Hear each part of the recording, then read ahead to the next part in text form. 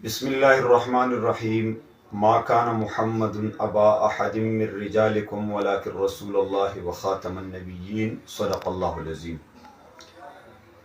جیسا کہ آپ حضرات کے علم میں ہے کہ 7 ستمبر ہر سال یوم الفتح کے نام سے منایا جاتا ہے۔ 7 ستمبر 1974 وہ تاریخی دن تھا جس دن پاکستان کی نیشنل اسمبلی میں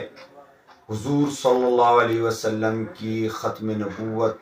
پر ڈھاکہ ڈالنے والوں کے خلاف ایک قانون ساز فیصلہ ہوا،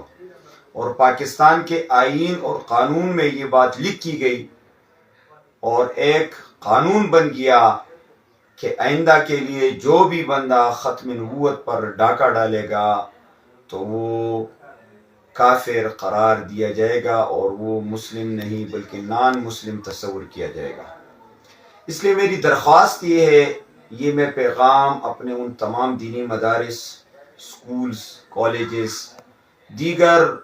معماران قوم، ان کی خدمت میں درخواست کرتا ہوں کہ آپ ستمبر کے اوائل سے یعنی شروع ایام سے لے کے 7 ستمبر تک روزانہ بچوں کو اس حوالے سے بریفنگ دیا کرے،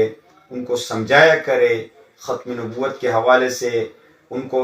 سمجھایا کرے، اگرچہ وہ طالب علم چھوٹے چھوٹے ہی کیوں نہ ہوں، وہ نرسری اور پریپ اور ان چھوٹی KG1 KG2 ان کلاسز یا قاعدہ پڑھنے والے دینی مدارس اور مساجد میں بیٹھنے والے طلباء طالبات ہی کیوں نہ ہوں، آپ نے ان کو ختم نبوت کا مسئلہ سمجھانا ہے